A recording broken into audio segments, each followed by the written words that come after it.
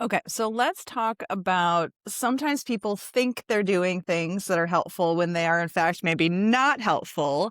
Um, can you give some examples of maybe people who are unintentionally slowing their recovery down by kind of doing certain things or not doing certain things? Yeah, so a big one, we've all heard it. I promise you've heard it if you are in the recovery space. We are all told to rest, right? We are all told to rest. Lovely.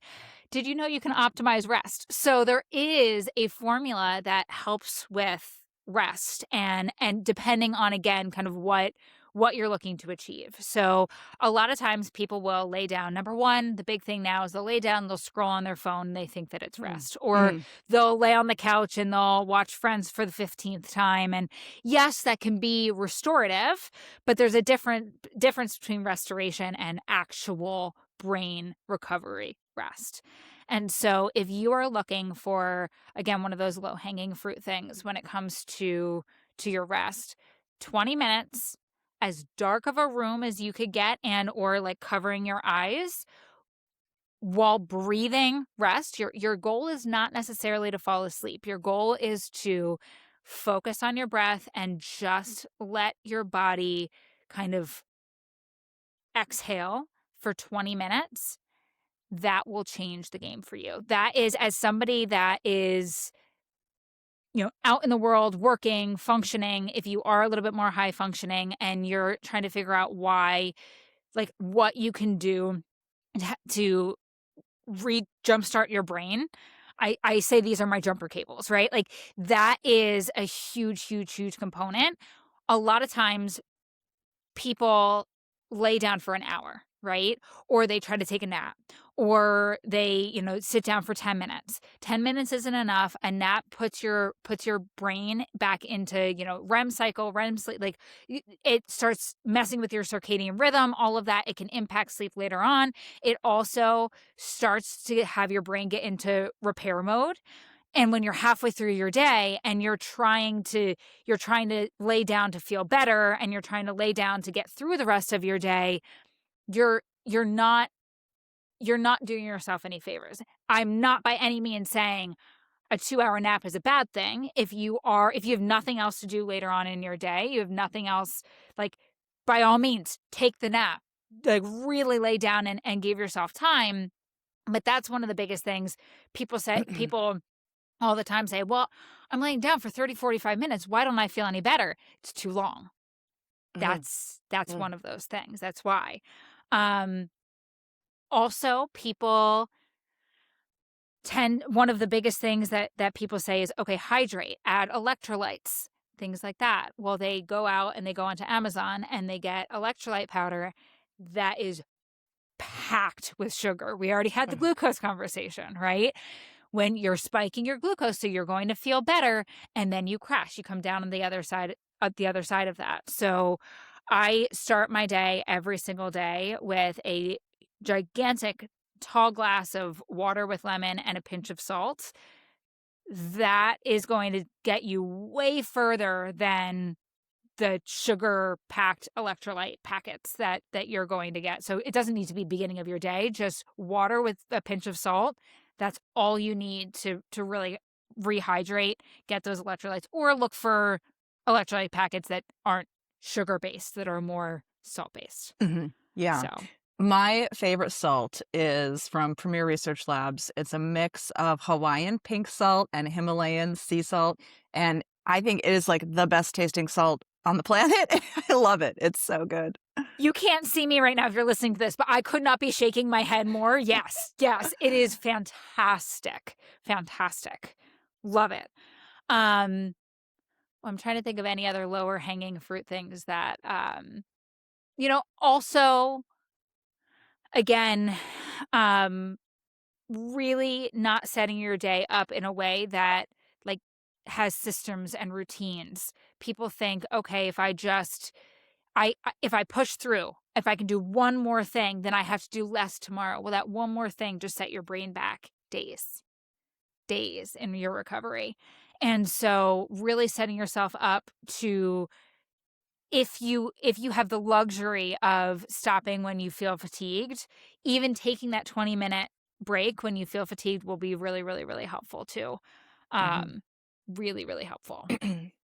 So, what are your thoughts on productive procrastination? I I am a huge productive procrastinator. Okay, because I am the queen of productive procrastination, and it makes me feel so good. 100%.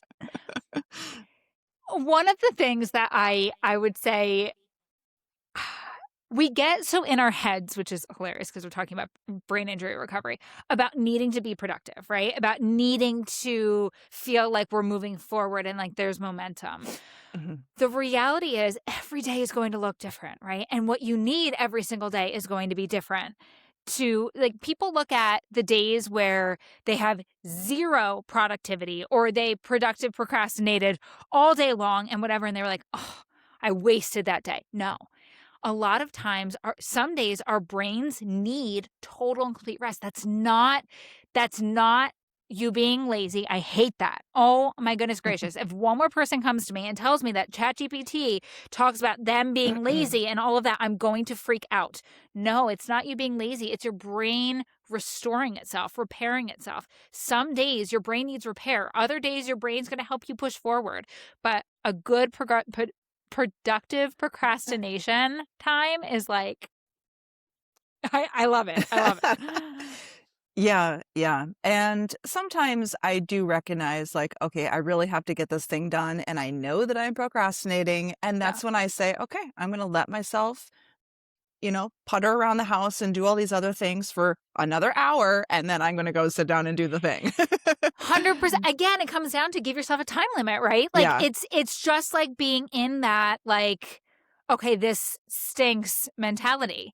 Give yourself a time limit and then move forward and like stick to it, right? Because put your money where your mouth is. Like stick to it. Actually, when that timer goes off, I talk a lot about when you're being super overwhelmed or when you're super overwhelmed in your own home, a good 2-minute reset. So set a timer and like look at one area that is overwhelming you and literally from start of timer to end of 2 minutes, do as much as you can do in that area. It will help you feel so much better. Like, just trust me on that. But you need to then stop at that 2 minutes. Don't spend 2 hours cleaning your whole house. It's not going to help. Unless you really, really want to and you're feeling good. Yes. Yes. Clutter is like declutter. Just trust me. It'll help your brain. Yeah, one of the things that I've discovered, so I do real nature is a huge way that I kind of Mhm. recharge, right? And so my life, I've been in practice for 20 years, which means my entire life for 20 years has been scheduled down to like every half hour, every hour. It's like new patient comes in, next one, next one, next one, next one, Yeah. next one. And so on the days that I have off, I recognize like for me, I don't like to schedule anything on the weekends. I mean, obviously I have to. There's things that happen, right? But Yeah. on the when I can get away with not scheduling and not having to be somewhere at a specific time, I just know that that's what my brain needs. And sometimes I see with my patients that it's almost like they are overachievers when it comes to going to doctor's appointments, and they're going to, their doctor and their chiropractor and their acupuncturist and their massage therapist and their PT and their vision therapy, and they're like really, really good about being consistent with all of it. But in my mind, there's this part of me that's like, maybe you just need a week off, or maybe you just need like a month Yeah. off to just be and to not be 100% focused on running to these doctor's appointments every single day of every single week. Like, what would just happen if you just took a break for a minute and just tuned into your own body? 1,000%. So this really again kind of comes down to that other 23 because that was me, right? I was so good. Once I figured out what worked, I'm doing it, all this stuff, right? And so what was really interesting was like I said, my eyes are a really big component of of what I struggle with post brain injuries. And so I was going through my third round of neurooptometry, like vision therapy and everything like that. And we were getting prepared for my wedding when my husband and I were in our car accident, we had to postpone our wedding. So we Mm. postponed it. And then I was like, you know what? I'm tired. Like, we've been together for like 7 years at this point. Like, we're getting married. We're doing it in 6 months. Right. And I was like, this is what we're doing. We're planning this wedding. Like, we sent out a text. I mean, we eventually sent out invitations, but we sent out a text. We're like, this is what we're doing. Right. And because I needed a win. Right. Which Mm. anybody can understand this. Mm. Like, Mm. when you're in the throes of it, I needed that win. And I will I just saw my neurooptometrist like 2 days ago, and he reminded me of this. I totally forgot about this. He stopped my therapy a month before my wedding, and I was mortified. I was like, how am I going to stay okay? Like, this is the only thing that's helping me feel okay. Like, obviously it was way harder, but I was like, there's no way. I deal with such overstimulation in crowds and everything. Like, this therapy is what's getting me prepared for this event. Like, you Mhm. can't take this away from me. I panicked, right? Panic, full blown, Uh-huh. like mental breakdown. There, you can't do this to me, right? And I've now known him for a really long time. He's like, "Do you remember that?" Yeah. What I didn't understand at the time was he knew I needed to stop pushing. I Mhm. needed I needed time to land back in my own body so I could even be present for my wedding day. And he actually took it upon himself, love him to death, but took it upon himself to have a conversation with my brain doctor, with my like head brain doctor, about like, hey, maybe she should do this, who then decided to call every single one of my providers, and they all pulled the rug out from underneath me, and they were like, you aren't allowed to do anything for a month. Besides, I still went to, I think, chiropractic. I think like chiropractic and like acupuncture were the two things that I still did. It was the hardest month of my life. And I could not be more grateful for all of them, because they supported me in a way I didn't know I needed. Because in Mm. that time, like, therapy was my safety blanket. If I Mm. was going to these appointments, if I was working towards getting better, then I was actively moving the needle in my own recovery. I got so reliant on all of that that I didn't realize, again, looking back, now I understand how much was within my control and what it would feel like to land in my own body when I wasn't pushing harder and doing more and trying to get better. I needed to have all of that fall away for me to be like, you know what? Maybe I am okay where I am. And then I can refine later on some of the pieces that I still need to to work on. But when you're in all of those things for such a long period of time, you do get reliant on it, and you think that you're helping when maybe you're not. So, And maybe interesting. you're pushing too hard, Yeah.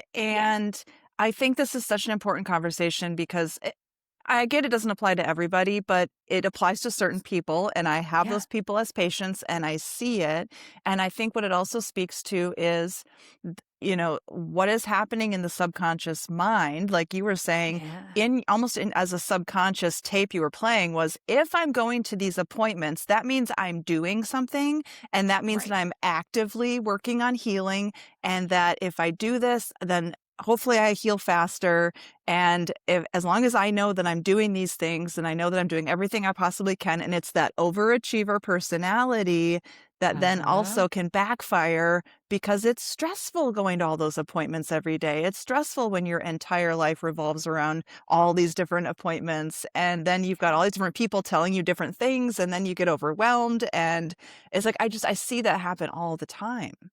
Well, and you also don't give your body and brain time to catch up to all of the new pathways. I mean, think about it. When you're in therapy, your neural pathways are firing in a million different ways to get you the result that you're asking it to get. The brain is so intelligent. So sometimes when you take a break, when you take a breather, all of the dust can settle, Mhm. and then you can say, okay, also, most of these therapies make you symptomatic, right? So maybe you don't still need to go to 7 different types of therapy. Maybe you only need 2. I'm not saying to completely get rid of therapy. I'm all for that's one of Mhm. the biggest common misconceptions about my work is everyone sees me say like the 23 hours a day outside of doctors and therapy. I'm not telling you not to do those things. Those things save my life. My doctors are a huge part of my community. Like 100%, all of it has its place. But sometimes when we're as a high achiever, recovering perfectionist, like high functioning type person, sometimes we rely too heavily on the external instead of looking internally and saying, okay, let the dust settle. Let's see where we land.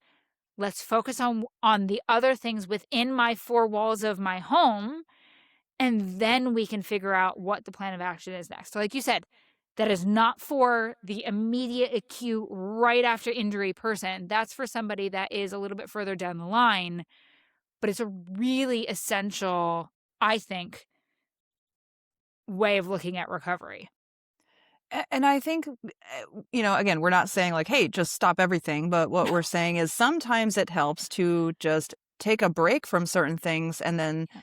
let your body incorporate, let everything integrate, and Yeah. then figure out, okay, do I still need that therapy? And if I do I still need it 3 times a week? Do I need it once a week? Do I need it once a Yeah. month? And so sometimes it is good to just step back and reevaluate everything you're doing. How much is it helping? Is the frequency right? Can it be changed? And I mean, the thing that can that just breaks my heart is that some people, they will have to fight traffic to get to my office, and then they come there, they relax, they feel great afterwards, but then they have to get back in their car and fight traffic to get home, and by the time they get home, they're like crying because Yeah. of the horrible experience driving home, right? And it's just Yeah. undid everything. And so Yeah. sometimes it's like, what is the trade-off, I mean, Right. it's like, is there a different way we can do this where this isn't someone's experience? 100%. And I think that is such a that hits home so deeply for me. There was a really long period of time when I moved back in with my parents. My mom was driving me to all of these appointments because I couldn't get behind the wheel, right? And Mhm. even being the passenger, I that was a conversation that we had with my doctors because I was so stimulation and the vestibular piece and the visual piece for me was such a huge component that I really had to pare back all of the things that I was doing because I wasn't it was doing more harm than good. And so I really do think, yeah, there's definitely a time and a place to say, okay, what is working, what's not? How can we refine this? I'm all about refinement. I'm about 2 millimeter differences, right? The 2 millimeter shifts that you can be making throughout your day that will just start to edit your life in a way that really supports your recovery in ways you didn't even know you needed. Mhm. Yeah. Yeah. Yeah. What are some of the other life edits that I mean, obviously we talked a little bit about food. We talked about this idea of like, hey, meal delivery services could be a lifesaver if it's, in someone's budget. Yes. The other thing that I thought was really easy was like just replacing all those seed oils with olive oil and coconut oil. Like that for me, that was just a very simple edit. It was like, let's just replace the cooking oils with something a little bit healthier. Like, no sweat off my back. Done. Yep. Yep. But what are some of the other maybe little things that you talk about in your book and Mhm. in Yeah, your so organization?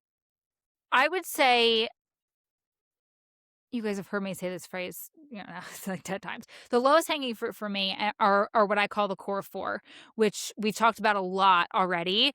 The first one, well, they're not not in any particular order, but we talked about the 20-minute rest. So changing the way that you rest if you're looking for your brain to start functioning after post rest. The order you eat your meals, so either greens or protein first, saving carbs for last.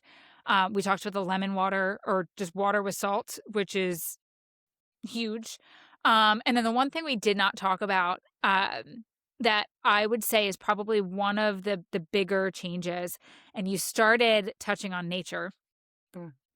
Getting outside first thing. Getting sunlight on your face first thing in the morning before you pick up your phone. Like, I literally don't care if you get out of bed, walk outside. I mean, I'm in New Jersey. It is 6 degrees outside. I know it's cold. I hear you. I might not be like putting my feet in the dirt and grounding right now. There is no dirt. There's 2 feet of snow outside, but so there's nuances to it. But Mhm. getting outside first thing and take 3 deep breaths, face towards the sun. Just trust me. It will start to wake you up, start waking your brain up, reset your circadian rhythm, like do all of these things that really just begin to change, like be game changers. If you're in a city, go to a window, open the window, stick your head out, maybe, or just get like out, get by a window. I whatever you need to do, that is a really, really big one. Like you just said. So those are the 4 that I say, if you're going to start somewhere, start there. Um, like you said, replacing seed oils is another really, really big one. Replacing toxic cookware, I say, is also a really, Mhm. really big one if it's in your budget. Um, you look at the things that you're using multiple times a day. This one's so controversial. People come at me when I say this one. Your toilet paper. I'm not kidding. Look at your toilet paper. That is a huge, and your deodorant. Those are 2 really, really, really, really, really big sources of toxins in our world. I'm a huge fan of Primarily Pure deodorant. That's you're not going to get as many heavy metals into your system if you can replace that. Better Me. Better Me toilet paper is another one. I know, I don't know why that's so controversial, but it is. Um, it's hilarious. Well, the other one that I think people are massive consumers of is pesticide-laden coffee. That's the one Oh, that's my soapbox, is the coffee. yeah. Don't get me started. I'm actually looking at right now. We're recording this. I'm in my house, which never happens. I love it. I'm looking at the Nespresso machine that is dust filled compared to the coffee machine my husband got me for Christmas this past year, that like now I can really focus on like not having all of the toxic coffees and the metals that get into your system from the pods and the Keurigs Right, and the all of that, plastics from the the pods, plastics. yeah. Switch out your you just said plastics in it, and it oh my goodness. Oh, water bottles. Switch out your plastic Mm. water bottles. Stop drinking out of plastic water bottles. Please, please, please, please switch out for glass or metal or something like that. I love a good hydro flask and all of that stuff, but please make it not the straw, please. Things like that are a big one. I'm trying to think of if there's anything. Oh, I can't even believe that this wasn't the first thing I said. We're not going to get massively into, and we can if you want to, but we don't need to go down the vitamin and supplement rabbit hole. However, Mm. the vitamins that you get from Walmart and Costco are not helping in the same way that some other forms of vitamins and supplements are. Like a where you get your vitamins and supplements matters. I'll just say that. That is not like they're not all created equal. And I'm not necessarily saying like any one company is the best place to get it, but just know Walmart, Costco, not your greatest friend when it comes to the bioavailability and your body's ability to absorb the vitamins that you're taking. Yeah, and if your multivitamin costs only $12, probably just throw it away. Okay. I said we weren't going to go down this rabbit hole. I will get into one thing. Women's One A Day, Centrum, and Kids Flintstones vitamins. I actually don't even know if like a lot of people don't know this. They are dyed. They are not naturally white, and then they dye them like pink or purple or whatever. Mm. They are dyed with the same ingredient they use to paint the outside of space shuttles because the paint doesn't chip in space. I really like Oh, I man. I'm sweating. I'm starting to sweat and shift over here.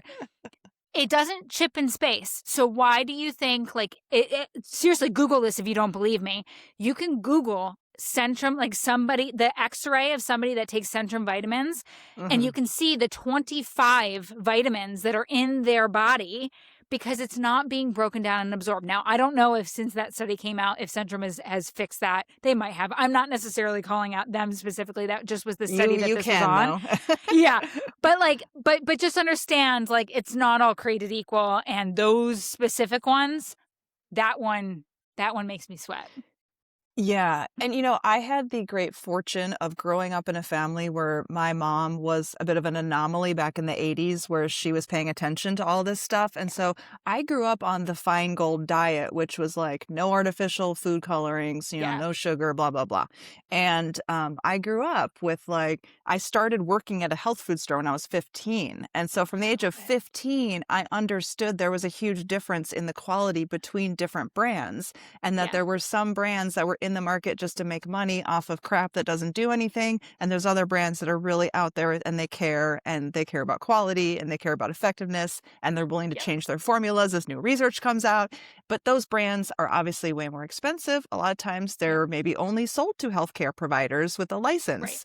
And so there is just such a huge difference in the quality of all the different vitamins. And I always feel so bad when people come to me and they think they're doing something good for their body, and I have to be like, well, actually, Mm. that's not helping you like you think it Yeah. is. And I Yeah. feel bad. I feel bad being the bearer of bad news when people think they're doing something good, but it is such a huge topic and it is so important. 100%. I literally just had this conversation with my father-in-law, who was all proud of himself for going to Costco and getting all these vitamins. I'm like, do you not hear a word I say? But that's fine. And you know what? At least it's already a part of your routine. You understand that this is something. This is what I talk about with edits, right? This is why I love the word edit. We're editing what Hmm. you're doing. It's not Hmm. right or wrong. It's not, Mm. I used to use the word optimization and people got so hung up like, why do I need to optimize? No, you just need to edit for more effectiveness. And like you said, there's different ways for different vitamins to be absorbed better, different formulations, all of that kind of stuff. And that's a huge topic of conversation. That's a very large rabbit hole, but please pay attention to to what you're putting in your body. There is, well, with medications, there are lots of additives as well. Yeah. And there are websites people can go to really get a better understanding of what else is in your prescription other than the actual prescription drug. And some people don't know that they're reacting to things that are more of like fillers, binders, additives that aren't necessarily the quote active ingredient of whatever it is that they're taking. 100%. I mean, medications have their place, right? We have there's a time and a place for everything. But one of the reasons I talk about food so much is I say, like, it's one of the only, you really only have control over the foods you put into your body and the way you react to the hand that you're dealt in life, right? Like how bad things happen to good people, and brain injuries happen and things like that happen. It's what you do next that matters, right?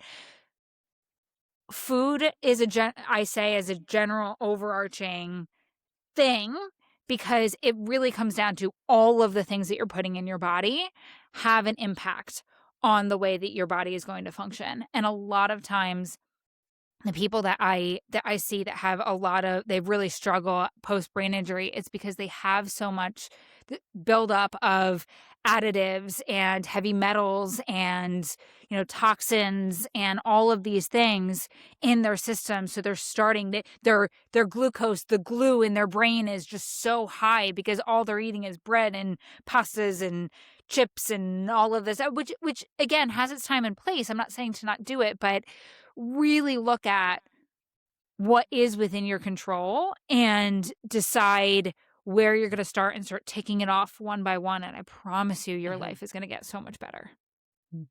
Yes.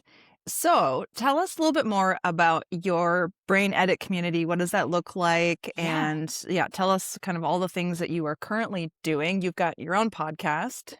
Yes. Yes. So the Brain Edit is a recovery-based platform. It has a community component to it. There is, more of a pathway that does talk about a lot of this optimization, recovery component to it as well. Um, it really is about those other 23 hours. We talk a lot about the way that it's for women who are, and I say women, Yeah, we're all women at this point, just because I understand I've spent a lot of time studying women's hormones and how the different toxins, really do impact women as a whole. And also when I was looking for when I was post second and third brain injuries, I would say, I couldn't find a space that was like all of the recovery the communities and stuff like that I was finding, they were either really, really clinical or they were um paid, which was a big thing, and, they were, super high amounts, whatever it was. And so I started building the Brain Edit as a place for women to come who want to control what's in their control, right? They wanna Mm, focus on the other 23 hours. A mhm, lot of them are high achieving. A lot of us are people that are, you know like I said, there's a time and a place for being in that "why me?" Like, "woe is me." I don't wanna say victimhood because that's a icky word, but, like, that space, like, I think there's a huge place for that. Come find us when you're out of that space because we really are actively working towards what can we do? How can we edit? We're very data driven in the pathway. We look at I'm we look at how we're sleeping, when we edit this, what happens next? Like, if we are going to change one thing about food, how does that help? Like, we're really curious. And so I'm so excited about just the whole Brain Edit platform as a whole. And then the podcast is more about modern brain living. So it's about how the things that we're doing impact our brain on a day to day basis. Or we have a really, really, really awesome new season that's coming out starting, I think it's March 1st, that has a lot of amazing guests. Everything from some doctors in brain recovery to building a non toxic capsule wardrobe that helps you chunk down the decision fatigue that comes with what you're wearing every single day, which is really cool. Like, that episode is just fun and different. yeah, Um, and then also, if you are in a little bit more of an acute recovery perspective, or you're somebody that is supporting somebody that's going through a brain injury or a caregiver or somebody like that, I did write a book. It's called What You Build From Here. And that is, like I said, a bunch of just lists and resources of ways to talk to your providers, how to have conversations with your loved ones that might not understand what you're going through, how to work, how to eat, all of those things. Like the mhm. very practical tools and strategies. So we've got a lot going on. It's fun. It's a lot and it's exciting. Yeah, I love it. Well, I'm gonna put links to all of that in the show notes, so if people wanna look into that more, they can do that. Where is kind of like the number one place you would send people to learn more about everything you have going on? Follow me on Instagram. I would say that is the biggest thing, Alex Lombardi official, and just join the community. Like I said, it's free. It's, if you want to learn more, Instagram's a great place to do that. But if you really want to start doing something about it, when you join the community, you get a free 14-day foundational challenge that goes into the core four. We help you start feeling better in 2 weeks or less. And that alone is amazing. And then at the end, you get this beautiful magazine that really just shows you how to start optimizing things around your home and in your life. And it's just this really amazing, supportive place for women that are wanting to be supported. Like, yes, you get these things, but I think my favorite part about it is the people that are inside and just knowing that you are going to be surrounded by a community of people that like are actively trying to get better, I think is one of the things that I'm most proud of.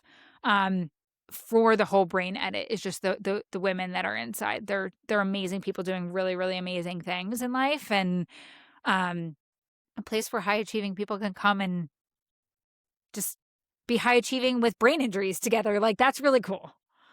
Yeah, yeah, amazing, and so cool that you are providing a lot of that and not charging $10,000 for it. So, kudos to you for making this accessible.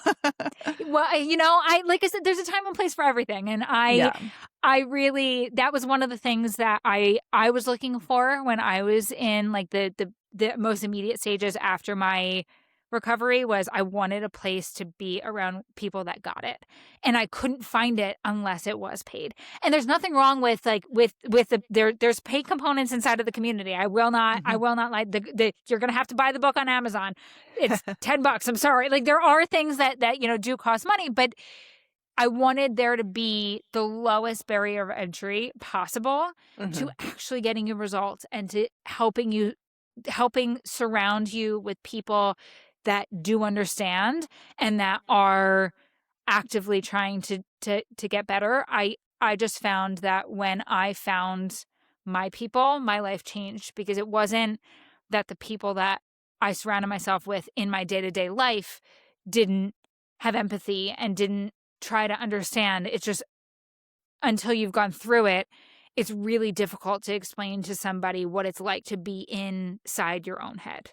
It's called the invisible injury for a reason. I know it's so cliche, but it's so Yeah. hard when you on the outside look normal. You're going to work, you're functioning. No one sees the calculation that it takes to function throughout the day, and no one sees the fatigue. Maybe your partner sees the fatigue at the end of it and sees, your greatest shortcomings, but we're very often not vulnerable like that on a regular everyday basis in our normal day-to-day lives. So a space where that vulnerability is met and matched and understood was really important to me. Mm.